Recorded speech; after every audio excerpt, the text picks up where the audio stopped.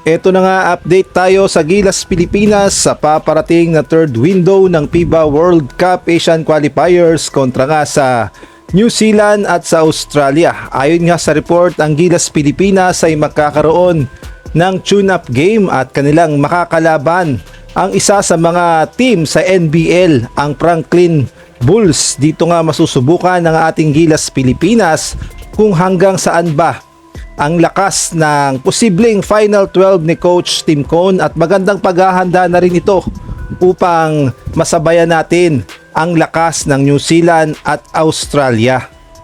At sa tingin ko, must win dapat o kailangang manalo ng Gilas Pilipinas upang mapatunayan na kaya nating talunin ang New Zealand. Mangyayari nga ang laban sa June 30, Tuesday, 6:30 PM sa Franklin Pool and Leisure sa mismong New Zealand. Kaya naman kaabang-abang talaga ang magiging laban ng Gilas Pilipinas kontra sa Franklin Bulls. At dito pala yung venue, tignan nyo naman, napakaganda talaga at paniguradong dudumugin to ng ating mga kababayan.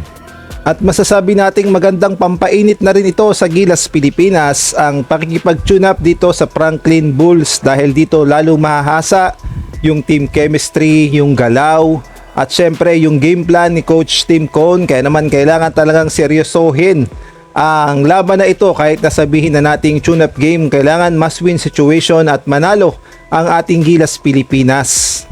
At ayon nga sa report, sa mga susunod na linggo ay ilalabas na ni Coach Tim Cone ang kanyang na-feeling Final 12 sa Gilas Pilipinas. Kabang-abang talaga kung sino nga ba ang papasok, lalong-lalo na pilay ang ating lineup. Kulang tayo sa big man, walang QMB, walang Kai Soto, at wala rin si Calvin Optana. Kaya naman abangan natin kung sino ang kanyang mapipili na karapat dapat sa Final 12.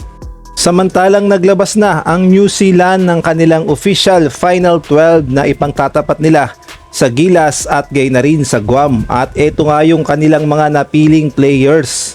Pasok nga sa Final 12 itong si Sam Timmins, 6'10", Sam Wenderberg, 6'10", Tony Smith-Milner, 6'9", si Sam Menenga aka John Cena, 6'9", Ruben Tirangi, 6'6", Mojabi King, 6'5", Carlin Davison, 6'5", Jordan Ngatay, 6'5", Tane Murray, 6'5", Ty Webster, 6'4", Taylor Britt, 6-footer, at si Shea Ely, 6-footer.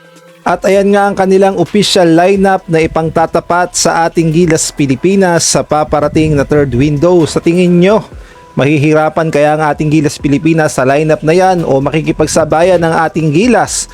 Maaari kayong magbigay ng komento sa comment section.